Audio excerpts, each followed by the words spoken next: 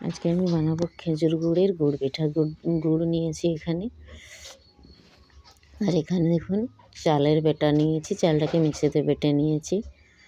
দিয়ে দিচ্ছি চাল বাটার উপর গুড়, আর গুড় দিয়ে স্বাদ মতো লবণ দিয়ে দিচ্ছি।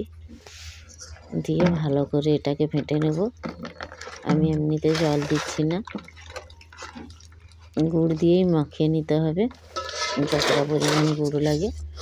কিন্তু দারুণ স্বাদ, এভাবে একবার বানিয়ে খাবেন। অনেকে হয়তো খেয়েছেন, অনেকে খাননি।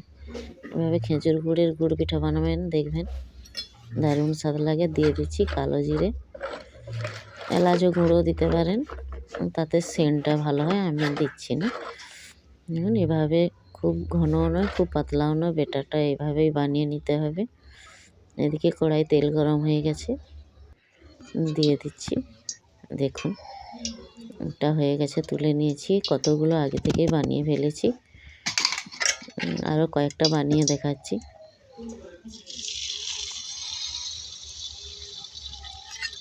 একদম দোখলা হয়ে ভেসে যাবে। দেখুন কত সুন্দর, বানাতেও খুব ভালো লাগে, আর খেতে তো অসাধারণ। কি বলবো, যেই খেয়েছে সেই স্বাদ বুঝেছে।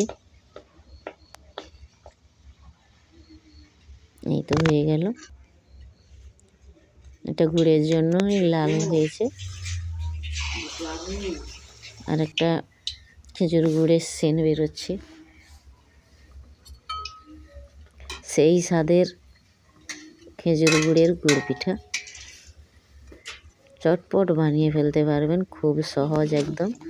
আর আঁচটা খুব হাই দিয়ে হবে না, লো ফ্লেমে বানাতে হবে।